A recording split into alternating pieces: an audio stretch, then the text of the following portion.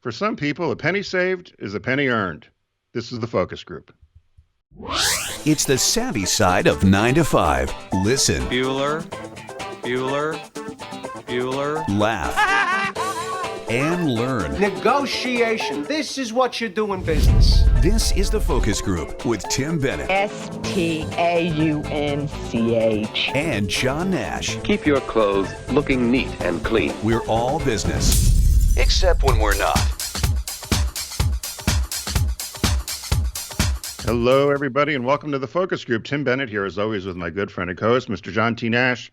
We're here every Wednesday at 1 p.m. East, coming to you through our live stream at YouTube, as well as Focus Group Radio.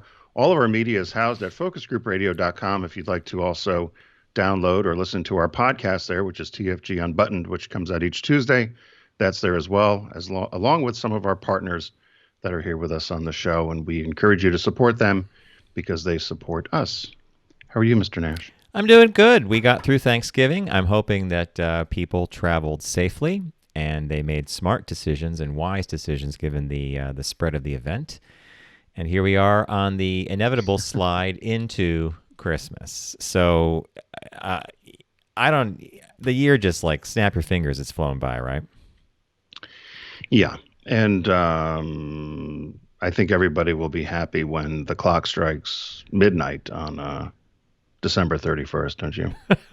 Did you ever think that you would, I was thinking about this. I was thinking like, I don't know, 5 or 10 years from now, we're going to be like, whoa, boy, that 2020. Like, did you ever think that one singular year that number was going to be the one that figured so prominently in how we think about stuff? Well, it's similar, I guess, to 9/11, which, around 9/11, it was still very raw, I would say, for at least 10 years, 5 years, 10 years. Yeah. And then it became a memory, and we still have horrible memories of that day or vivid memories of that day. But we adjusted, and a lot of things that we took for granted are now de rigueur. And that's what I was wondering. I was driving in the car the other day and going by a bunch of these outlet malls that are empty. And I wondered what's going to happen because people I don't think are going to magically all of a sudden start wandering out again. I think lots of things will change. I'm so glad you brought that up. I was listening to NPR in the car the other day, and they had this very smart economist on, and he said to look at the event as a major change agent is to look at it incorrectly. He thinks that the event has been an accelerant. Like when they use that term when they talk about fires and things like an accelerant. And he said it's merely accelerated trends that were in the process of happening already. For example, retail, as you just mentioned, outlet malls and physical malls and stores. He said that moved the entire industry in 7 or 8 months. We've gone a decade. And when he put it in those terms, like, okay, we've suddenly taken and we're now like, 10 years. 10 years have gotten lobbed off of what would normally have been a cycle for brick and mortar fading or, online coming up. He said that's how you have to look at this. Everything's been pulled from the future into our present, and it's the same with labor. It's the same with career. It's the same with, work from home. Like everything's just been moved closer. So it's kind of interesting. Well, that's a good lead in for our one of our sponsors today, John, which is Fiverr, because all the uncertainty that's happened in 2020, Fiverr's been with us since the beginning of 2020, and thank God, quite frankly. Many people who are either going to pivot their business or their businesses had to recalibrate. Maybe you needed to update addresses or logos or just freshen what services you're offering. And Fiverr is the place to go. It's the warehouse, we like to say, of all things creative and all things for marketing or for small businesses or even large businesses to contact help and freelance help that's available globally to help you with just about any sort of task, whether it's a logo, whether it's copywriting, whether it's web design, design work, creative work. John's been using them for quite a while, and I got introduced to Fiverr more through their relationship with us. And I can't say enough good things about it. It really is a great resource for you to go in and find talent to help you help your business. I love Fiverr, and Fiverr is great because it's not just if you're a business owner. You can do a lot of wonderful things there. You could be someone who's putting a family get-together or reunion together, and you want to make T-shirts and mugs and come up with a little logo. Have Fiverr do it. find someone there, and they'll, find a freelancer on there, and they will work with you to get it done. And it's talent from all over the world. I'm scrolling up and down on their website now. If you're not watching on the video, I'll just tell you what I'm looking at here. Like, here's an example of the marketplace: digital marketing, programming, writing and translation, video and animation, music and audio. Tim, I do have an idea. I wonder if we should someday make a jingle for the focus group. No, I've already started. You've already. So we'll talk about it we'll talk about it offline. But yeah, I think we're both in the same page there. Hey, you mentioned a perfect thing I didn't even think about when you said it's not just for business. So if you were doing a family reunion or a school reunion or something, right, and you wanted to get a logo done or T-shirts done, what a great idea! I didn't even think of that. Yeah, that's why we're yin and yang, John. We are yin and we're yang. Yeah. So check out Fiverr.com. And by the way, if you go and you place an order, you have some work done, you're going to get 10% off if you use the code FOCUS, FOCUS. So check out Fiverr.com, FIVERR.com, and receive 10% off with your first order using the code FOCUS, FOCUS. And I think you're going to really enjoy the services they offer there. And it's going to be a permanent little tab on your web browser for future work. So again, Fiverr.com, get 10% off with the code FOCUS. There we go. So Mr. Nash, what caught your eye this week? What caught your eye? Here's what Tim and John found. All right. So caught my eye was kind of interesting because what caught my eye was a story about a couple in upstate New York who have a home, and they found Prohibition-era whiskey hidden in the walls of the building. But the thing that I love about this story beyond that is when I did more reading, the couple actually is a gay couple, Nick Drummond and Patrick Baker. The home they live in is Ames, New York, which surprisingly, Tim, if I tell you it's a little north of Sharon Springs, would you be surprised? Oh my God, that's funny. Because that's the Beekman boys are out in Sharon Springs. But, all the reporting was a couple in New York, and I thought that was really cool because I guess if you had a different style of writing, it'd be like a gay couple in upstate New York, but this is a couple. They just, it was like so ordinary that it was just a couple, right? So they are, the house was built in 1915 that they own, and they were starting to do renovations after owning it for a couple years. And they began to find all these bottles of whiskey from, I think it's from Scotland, if I read this right.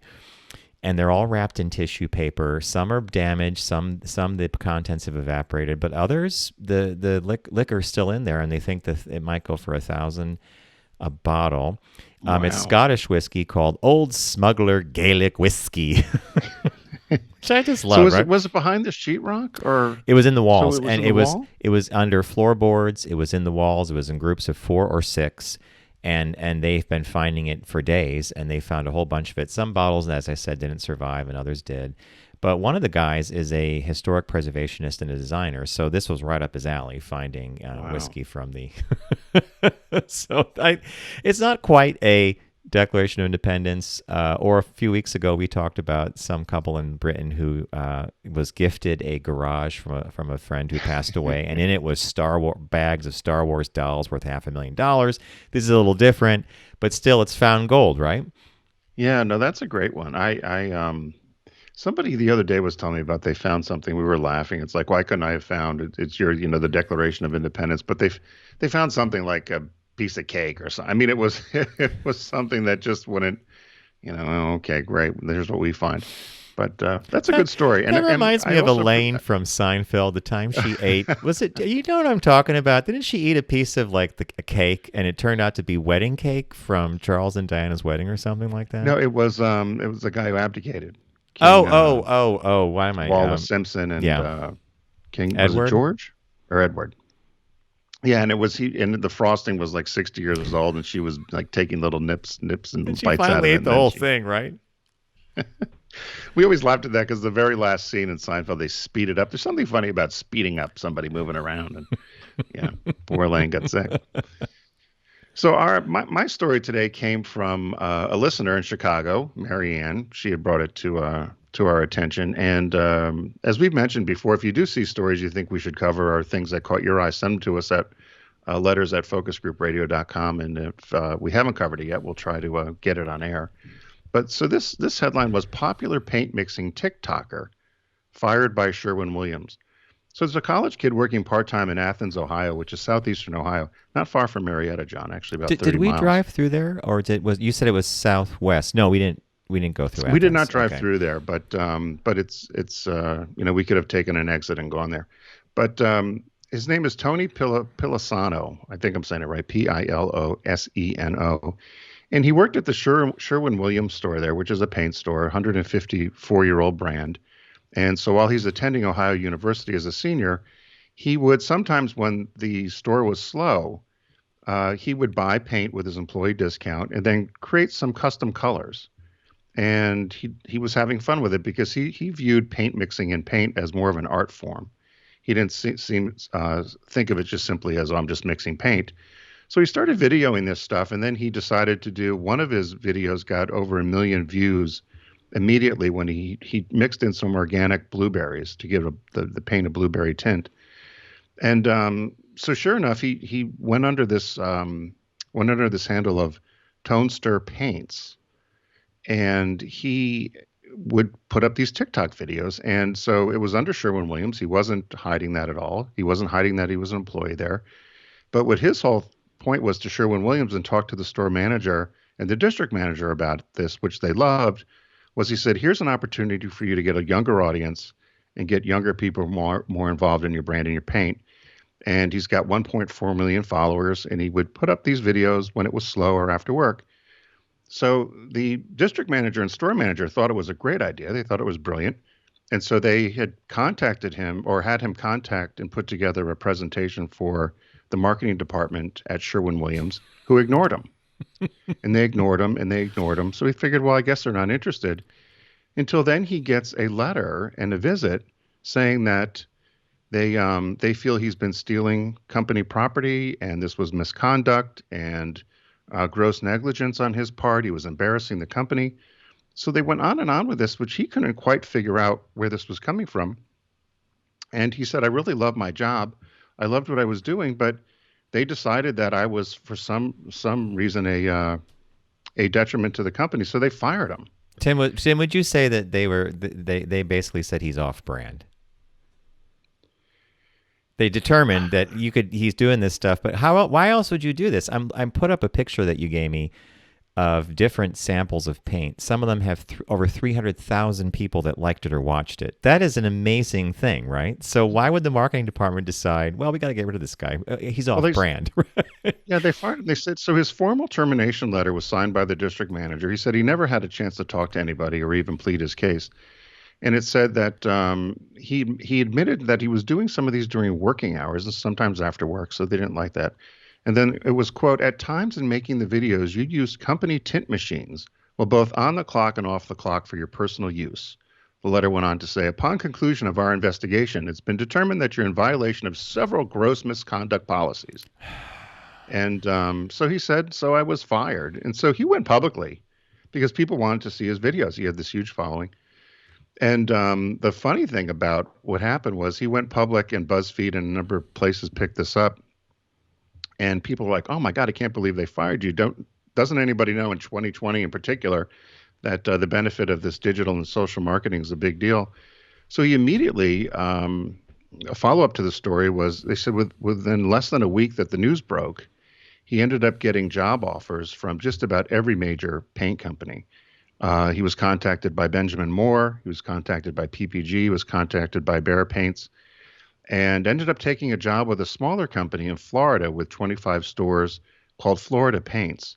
And they're actually going to give him his own paint line. He's going to have a specific position within the company, within the marketing sales area, have his own studio to create these paints and mix paints and do these videos. So he went with the smaller company, said, because I wanted to avoid kind of this corporate culture that he experienced at Sherwin Williams. And so there's a bunch of lessons here. I think there's a PR person that they had talked to named Andrew Cross, who was at a PR agency called Walker Sands. And they said, what do you think about this? And the PR agency's position was, Sherwin Williams sent a signal as loud as it was unintentional that employees who do what they're told are more valuable than employees who think outside the box. And so okay. I give this kid a great. I don't understand what Sherwin Williams was thinking. Can you imagine getting 1.4 million followers just handed to you, right? If you're a company trying to struggle to do this, what would you have done if you were the head of marketing or head of creative and this First, had come to you? I would have done exactly what the small paint company in Florida has now done for him. Give him a platform, give him his own line, and make sure that he can continue doing what he's doing, because he's pulling in way more interested people than I'm sure the official Sherwin Williams Instagram or TikTok page is doing, right? Yeah. Because people related to him. And what did they do instead? Yeah, you kill the messenger, right? Like, I can't imagine the marketing meeting. If you and I were sitting in marketing at Sherwin Williams and someone said, hey, there's this kid out in this store in Athens, Ohio, who's doing all his own little paints and tints, and he's, well, okay, why are you bringing it up with us, right? Because that would be the first thing. Like, why are you telling us this is like a local thing? Well, he gets 1 point something million. Whoa, really? Well, Yeah. you and I would be all over that. Like, okay, this is what we call lightning in a bottle. Yeah. You cannot manufacture it. You can't make it. It happens. And when it happens, you have to either leverage it correctly, or you do what Sherwin Williams did in the end, which is just throw a bucket of water on it. And now he takes all those followers to a little store chain down in Florida that's going to get an outsized return on their investment because he's already popular, right? Yep, he's going to get his own studio and his own paint line. Yeah. I was disappointed with Sherwin Williams. Sherwin Williams has a great reputation, particularly in reaching out to the LGBT community and being supportive internally and externally to the gay consumer. And so I was disappointed with them. I thought they might have been a bit more savvy around the ball, because I think their excuse for why they released him was a little weak. But there's always two sides to every story, and many times a corporation can't say everything as to why somebody was released. To correct you, there's actually, according to Bob Evans, famous producer who passed away a few months ago, Godfather producer, there's always three sides to every story: your side, my side, and the truth. And events observed by all three usually yield different stories. I always love that quote. He begins the movie, the kid stayed in the picture with that. But yeah, I just think whoever engineered this on the marketing side, the departure of this guy or the reprimand letter, there has to be a repercussion. Do you think that after this happened, someone said, I think we handled that rather poorly? Well, if you're the CEO and you're reading this, right, you'd be like, whoa, what happened to this kid? Yeah, where is he? Bring him back. Yeah. Well, we fired him. He was using our tint machine when it was slow. Yeah, exactly. Oh, he's doing, yeah. This is, hey, folks, corporate America, right? Well, yeah. Corporate America, and ad agencies too. Ad agencies could be extremely territorial, right? Could you imagine the agency getting involved if they didn't have a hand in this? Oh, this is off-brand. You better get that guy off the air. Be careful. Yeah, it might say something wrong. Yeah. So, well, I'm glad he landed on his feet, and good for him. And did better than landing on his feet, right? Yeah, very much so, because I don't even think that was his major. I mean, obviously, he didn't major in paint mixing. It was physics. He was going to be a crack the atom. Yeah. So thanks to Marianne and Chicago. Thank you, Marianne, for bringing that to our attention. Today's business birthday. Everyone does celebrity birthday greetings, but the Focus Group is the only show in the universe that celebrates business birthdays. There's 2 times every year where there's just a valley of nothing for birthdays. Not that this guy's birthday isn't nothing. What is the other one was in the summer? Was it August? Yeah. Okay. Yeah. There's two times where there's just a real tough time to even find anything. A drought, Tim. It's a drought. Yeah, a drought. A drought. There's a desert in the valley. Here's a drought. But today's birthday, I think we might have done it before, but Gianni Versace was born December 2nd, 1946. Tragically was killed July 15th at 50 years old. When we all know Versace, I didn't realize he was only 50. When he was killed. Yeah, isn't that terrible? Maybe it's because we were younger and we didn't pay attention to 50. But 50's young, right? Mm-hmm. Yeah. So Italian fashion designer, founder of Versace, which is an international fashion house. He designed costumes for theater and films, was a friend of all types of celebrity: Eric Clapton, Lady Di, Naomi Campbell, Duran Duran, Kate Moss, Elton John, Cher, Sting, blah, blah, blah. He was very influenced in his clothing by ancient Greek history, And he said he was also influenced by Andy Warhol and Roy Lichtenstein for his clothing. Now, a lot of times I think his clothing looks kind of clownish. It's very colorful, bold patterns. I can get the Lichtenstein and Warhol references, by the way. Did I say it wrong? Is it Lichtenstein? Lichtenstein, or yeah. Lichtenstein? Well, Who tomato, knows? tomato. Right. But yeah, very playful, bold, colorful patterns. And in the case of Versace, it's a mashup. It could be a leopard print next to some bold color or something else, like an Italian kind of thing. And they don't seem to go together, but he pulls it off, and people love it, right? Yeah, they said in '82 he invented a type of super light chainmail called Oroton, Oroton, if I'm saying it correctly. And that's a lot of what his signature material was for his outfits. He also tried to use men or insisted that men be viewed as sex objects more so than the typical kind of Seville rose suit that made men look boxy. He wanted men to look more sexy. He expanded his line into jewelry and a number of other fashion accessories in the '80s. He was also smart with seating celebrities in the front row. So they said he was a marketing genius at his fashion shows. That he would not only was he credited with inventing the supermodel, and for instance, in discovering Naomi Campbell, Christy Turlington, Linda Evangelista, but he would also seat celebrities in the front row of his fashion shows, which would garner a lot of publicity. So he was shot. He went out to go get coffee. We all know the story in Miami outside his mansion. They did say that he usually would send his assistant out to go get the papers and coffee, and this day he went on his own when that Andrew Cunanan had stalked him and shot him, and he died on his way en route to the hospital on July 15th, 1997. They said at the time he also had ear cancer, which I was not aware of either. At the time of his death, which his brother and sister had taken over, and he left $500 million to his nieces and nephews in terms of his art collection and monies. At the time of his death, his empire was valued at $807 million, which included 130 boutiques. I had no idea he was that wealthy either. They said tragically at his funeral, he was attended by Carolyn Bessette Kennedy and Lady Di, who were both tragically killed shortly after him. So it's so Versace. Do you have any Versace clothes, John? Nope. I might have in the past. I do believe that I actually had a bathing suit from the Mare line of Did you have Versace. do you have the little head medallion on it? No, it was just plain blue. It was a really sharp suit. I loved it. Of course, I wore it to death, and then it kind of died. So, that thing about the ear cancer you mentioned that he suffered from, that's the first I've ever heard of it, and I've read about him before. So I wonder what that was.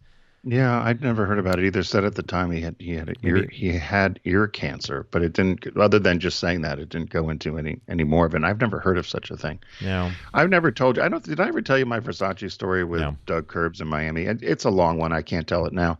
I'll have to save it for some other time. But it was one of those comedy of error things. We were going to be invited to the Versace opening, and he was going to be there, and we had to go get clothes.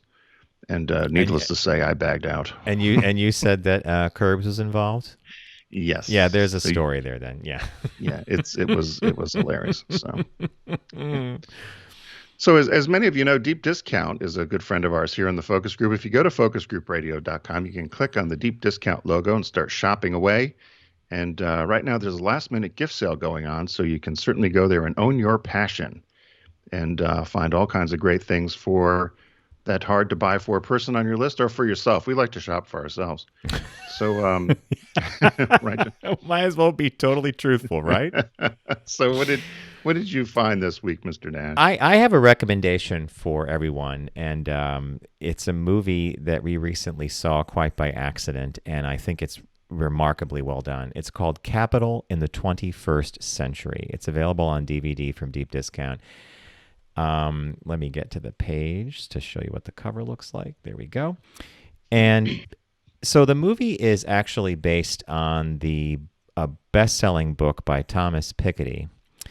He's one of the Times most influential people. And it's a documentary through Wealth and Power, a film that breaks the popular assumption that the accumulation of capital runs hand in hand with social progress and shines a new light on today's growing inequalities. Traveling through time, the film assembles accessible pop culture references, coupled with interviews of some of the world's most influential experts living an insightful and empowering journey through the past and into our future. So if you've studied economics in college or you have a vague recollection of how this stuff works, this whole movie was fascinating because of the notion of capital, the notion of wealth, the notion of, I think last week, Tim, the business birthday was Andrew Carnegie, right?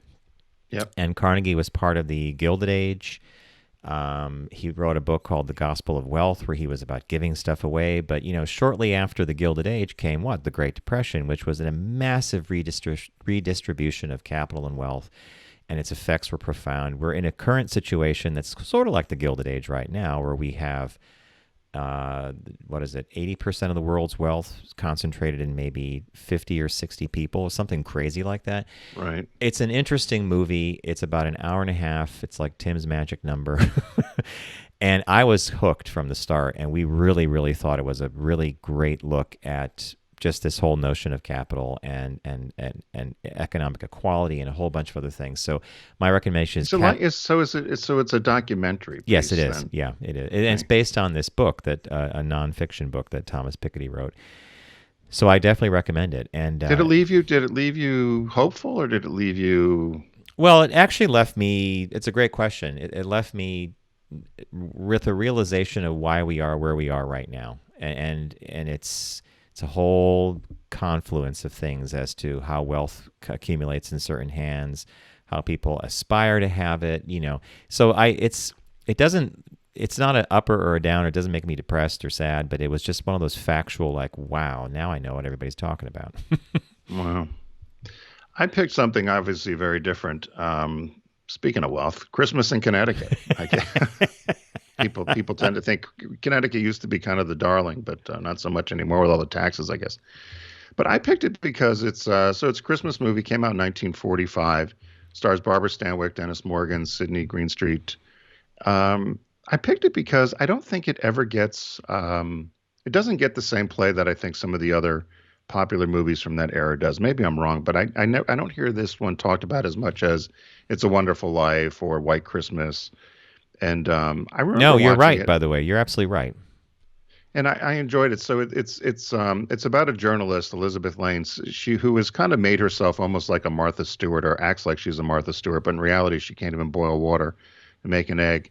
But she pretends she lives on this farm in this glorious life in Connecticut, and is this famous food writer, and takes care of her children, is an excellent cook, and so forth. Until they decide that this magazine decides that they're going to send a soldier there to spend Christmas with her, and then all of a sudden, of course, craziness ensues.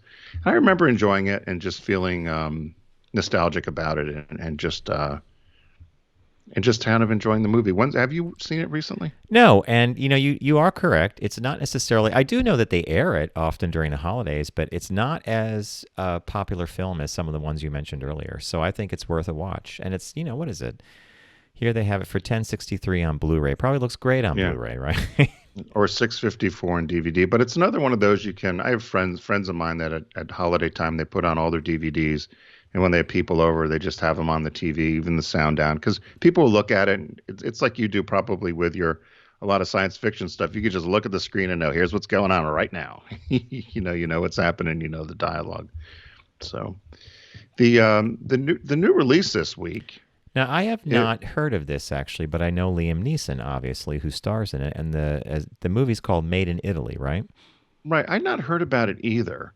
And I was wondering why, but it was released in 2020, 120 minutes long, and it's about a family that has to go to needs fast cash to salvage their business. The London gallery owner Jack, Mikhail Richardson, drags his strange artist dad Robert, Liam Neeson, to Tuscany, looking to sell the family villa that's set since his Jack's mother died.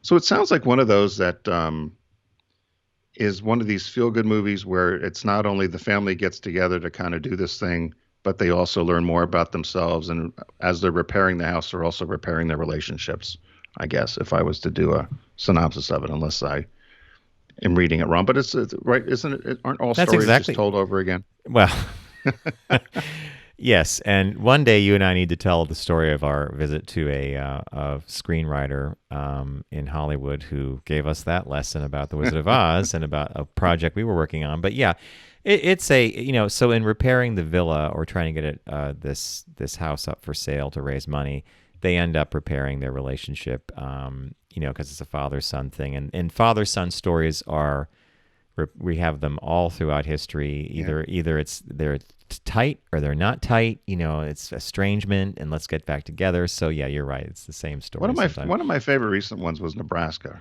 Remember Nebraska? Did you watch that? Yes, it was very good. It was very good. That was fun. That was a fun Surprisingly one. Good movie, yeah.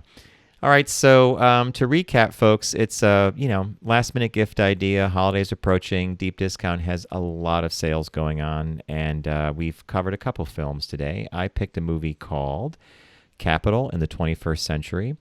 It's a super interesting documentary that I think you'll really get a kick out of. It will not leave you depressed, but it will definitely leave you thinking. So we'll leave it at that. And Tim picked a wonderful Christmas movie, which really is not aired that often. I don't remember it, so I need to see it. Christmas in Connecticut, starring Barbara Stanwyck and Sidney Greenstreet. And the release this week is Made in Italy, and that stars Liam Neeson. So by all means, go to deepdiscount.com and get there by visiting focusgroupradio.com and clicking on the Deep Discount logo and start your shopping experience. So thank you, Deep Discount. We are going to take a super quick break, and when we come back, the psychology of spenders and savers, so stay with us.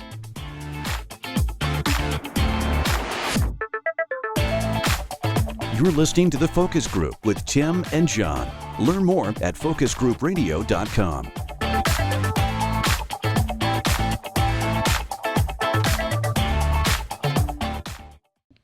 You're listening to The Focus Group. I said to my girlfriend just the other day, monsters are interesting, I said. With Tim Bennett and John Nash. And I'll bet you meet a lot of interesting people, too.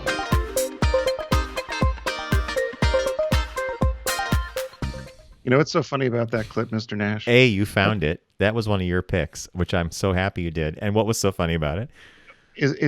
Sometimes these things happen and it's just kind of weird. Linda Lauren will probably say it's the vibe or something. But so that was Marianne's, who sent us the TikTok story. All-time favorite cartoon scene was that monster with Bugs Bunny at the hairdresser. Are you serious? That's Yeah. So how funny is that? It's so funny you bring that up because I remember that scene very well, and I remember Bugs doing the comb. It's such wonderful animation. It's so campy. Even as a kid, that was campy, and you just and adults, yeah, exactly. Interesting people. Cartoon was made for kids, but there was the adult thing there. So, hey, on today's Shop Talk, John had found this story. It's called the headline is "The Psychological Difference Between Spenders and Savers, and What Your Habits Say About You Personally." So this talks about people who. So the whole story breaks it down, and there's three types of people. And John and I were talking about this, about whether we saw ourselves in either of these, and I think we came to the conclusion that we were probably of the same ilk. And if you read, in reading the article, the reason being is a lot of it has to do with the way you were brought up, as to whether you're a saver or a spender, and what your family dynamic was in terms of whether you were frugal or thrifty, or you were just living in the moment. And I found it quite interesting. I guess it was one of those things where you read it and you saw, oh yes, that's who I am, or that's what I think I am. And so it didn't get too deep into the nitty gritty of sometimes these articles do, but I thought it was well done. What was your impression of it? Ditto. And picking up on what you said a moment ago about a lot of these money scripts that we've developed as adults come from familial experiences. You probably read the line that I did, which was that often it's the mothers. We imitate a mother's behavior on that score. And I will tell you honestly that, as my mother's aged and I've spent more and more time, I've tried to spend as much time with her as possible and take her out to lunch. And of course, the event has screwed all that up. But last time I saw her in February, before all this stuff came down, her husband was out skiing and I took care of her for a few days, and I took her to dinner one night, and I always heard these gems come out of nowhere. Like, here's a classic for you. I think I mentioned this before. oh, your father would bring jewelry home for me and give me beautiful rings. Then the very next day, I'd have to take it back to the jewelry store and return it because he had no head for money, and I had to always take over the checking account. Oh So my gosh. from this article about how we often pattern ourselves after what our mothers were doing, I would say that I'm definitely patterned after my mom. So they broke it into a couple categories, and the biggest by far was one of the overarching or buckets that people could fall into would be the idea that spending any kind of money stresses you out. You overthink it, you're afraid to part with it, and you're really living in a moment in a present that is fearful of a future without resources. Is that your takeaway from the stressed out money spenders? Or Yeah, and I was with you. I initially thought, well, maybe this is where I am. But I will spend money as you will. We'll spend money on things where you need to, if you need to fix the roof of something or you need a repair done. This is almost someone who just stresses out this sort of person stresses out at any time Yep. in terms of spending money. And whereas I think you and I are cautious, as I read through this, I thought, well, maybe this is more severe. And then I thought, is this similar to, we used to have him on the show all the time, Jeff Yeager, the world's ultimate cheapskate, Cheapskate. or is he in another category as well? But I was trying to think of somebody. I thought of you immediately. I shouldn't say immediately. I do know you're very cautious and very thoughtful in your spending of money, and so I thought, I wonder if this is you. But then further on, I think I found who you are, similar to me, because you may stress, but I don't think you're not afraid of spending it, but you are cautious about it more so than being stressed about it, right? yeah, and to give you an example of this, and if I said to you, Tim, you're at your house and someone comes over and says, if you don't replace the flashing on the chimney in the next 2 years, you're going to have a lot of plywood damage underneath the shingles of your house. Right.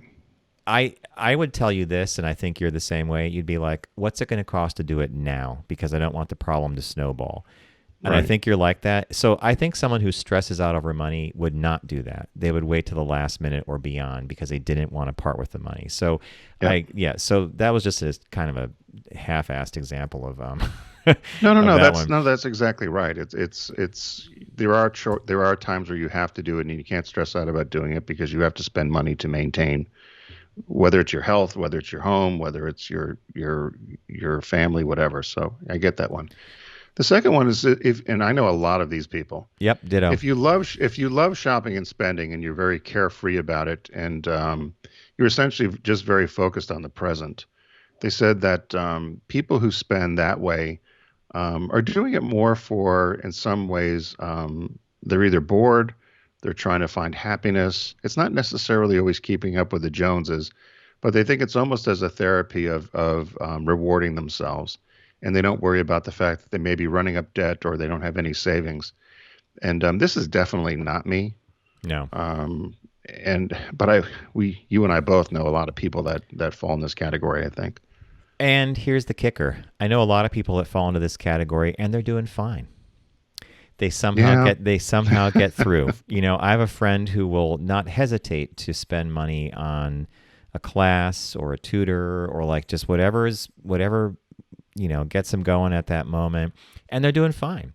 I would sit there and say, are you sure you want to do that? Do you want because that's the next category, and this is what we think that Tim But and I. do you think folks that are in this category, I often wonder when I've seen friends that I know couldn't necessarily maybe afford a new car or a new fun play toy of some sort, and they buy it, and I'm thinking, you could have saved that 200 or 2,000 or whatever the number was for retirement or in a savings account or something. Why did you have to go buy that new electronic device or something? But Gives I don't them know. pleasure, right? Yeah, that's where we're different. And I think what this was the- last what was category. the last one? Yeah, this last one I think is when I hit this one. This is like, oh, this is me. If you're frugal and strict about saving, frugal people love to save. They think it's the right thing to do. And it's good to be frugal. And if you're frugal and spending stresses you out, that person is going to be particularly likely to have a large pot of savings and small or non-existent credit card debt. Literally described almost to a T me. This reminds me, though, of the way I was raised. So I remember once my grandfather was visiting us from Pittsburgh, and we all went to the toy store one day. And I saw something that I wanted right away. And he's like, well, what if we wait 24 hours? Now to a kid, that's totally unreasonable. But we did wait a day, and the next day I had vague, like, did I want that at Child World? And the lesson that I learned was sometimes there's an impulse and sometimes there's a desire and a need, and distinguishing between the two is kind of an important thing when it comes to spending money, right? So I'd say I'm frugal. That was very much like you with trying to sell me down the road on the iPad, which I love, the fact that you did, because I love the iPad. But you were so funny. I was talking with so-and-so, and Trace and Christine got their daughter an iPad. She loves it. She reads in bed with it. She does all these sorts of things. Yeah. Then you would say, and I was talking to Ed Roland. He got an iPad. iPads seem to be, anyway, on and on and on and on. Because you and I, money was kind of tight within the company then. But you've always said, you can't be stingy on technology or stuff to make our work flow easier. And then eventually we got these iPads. But it was hilarious because I expected it then to happen with the Apple Watch. You've been waiting for that one. But it never did. Nah. That one shocks me. I would have lost $1 million. I'd have made $1 million bet Nash wanted an Apple Watch. It just doesn't appeal to me for some. Like, I have a mechanical watch. It works fine. It tells the time. And I'm shocked at that because I would have think, it's a little space age. We see people looking at them, bing, bing, hit the thing. I don't know how they're reading the message on it, but it's like, they have young eyes. Like I had an instructor at Equinox who had the Apple Watch, and after class, a bunch of us would be talking to this guy, and he would constantly be looking at his wrists, and it's because it was vibrating with messages and alerts. And I just remember watching it one day thinking, I don't want to be that guy. I mean, I love the guy, but I don't want to be the guy constantly looking at my wrist, visually interrupting a communication with someone else. So that's not the only reason. I just don't see the practical need for one. Yeah. I remember you and I were out visiting Chrysler. We were talking with them, and the guys all had those Apple Watches. I remember you asking very pointed questions. Like, well, it doesn't work unless the phone's nearby. You're like, well, then what's the point? Like, should you? Yeah, just look at your phone. Your phone's got a clock. You got a clock on it. Then you don't want to wear a watch. I should have been a little bit better about that, right? Well, you was honest. I mean, it was true. So you and I both fall into this category then of we're frugal and strict about saving. Yeah. I think part of it too is you and I, when you go back to the way we grew up, having had to work to put ourselves through school. Getting out of school and struggling to make rent, struggling to pay taxes, struggling to do all the things we had to do. And so money, when you work for your own money and you got to survive, I think you're a little more careful with it. So I wonder about an age spread too. As we've gotten older, I've really, really, really come to the realization that we don't have an infinite ability to make money. Our time on the treadmill is limited, and it's actually severely limited the older you get because of the way our culture is, and about certain industries are very ageist oriented. And so now I'm even to the point where, like, if I throw something away or if there's food that's expired, I'm like, well, it didn't grow on a tree, and I'm literally tossing it. So. So I get mad about throwing food away all the time if I see something. Richard's pretty aggressive with that, which I don't like. I said if the yogurt's one day beyond the date, it's fine. It's fine. Yeah, it's probably fine for 6 months after some of this stuff with all the preservatives in it. But I'd say you're right. Yeah. Is Bob more like you, or is Bob more? Yeah, he's a lot like me. He's a lot like me. And he definitely, when he spends money, he gets pleasure out of it because what he's planned on doing with it makes sense, and it's a craft thing or something. And then when we plan for a vacation, which we haven't done in, hey, I'm speaking to the choir. Everybody's in the same boat on that one. Yeah. But it's even things like, remember that months ago we went to that Star Trek experience up in Fort Ticonderoga where they rebuilt the original sets. I struggled mightily before buying a $15 t-shirt. It happens to be one of my favorite t-shirts, and it fits great. But I worried about that t-shirt for a long time. I'm like, why did I spend that money? Because I have enough t-shirts, right? But this one that's where I would have moved you up to the stress thing. You do stress a little bit. I do. Yeah, okay. Move me up to the stress level. That was a good story. I'm glad you found that. All right, folks. So that's spenders and savers and stress and no stress, and hope you enjoy that little shop talk. Hey, we want to thank you for joining us today here on the Focus Group. FocusGroupRadio.com is the URL for our website. You could visit that and learn more about me and Tim. And of course, all our media is there, including Unbuttoned, our Tuesday podcast, which we would love you to check out and to subscribe, like, and rate. And that includes our show as well. A big thanks to Deep Discount. It's holiday time. Visit them by going to focusgroupradio.com, clicking on the Deep Discount logo, which is a shark called Sharky the Shark. Arr, the shark, the pirate. I just slipped that one in there. And as I said, it's like a site-wide sale for last-minute gift giving. I picked a movie called Capital. Tim picked Christmas in Connecticut. And the new release this week is called Made in Italy with Liam Neeson. So again, thank you for joining us and spending time with me and Tim.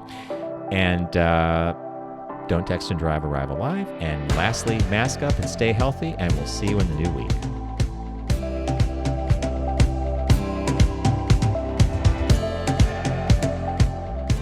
It's The Focus Group with Tim Bennett and John Nash. Accessible on all platforms. Subscribe, like, and rate us on your platform of choice.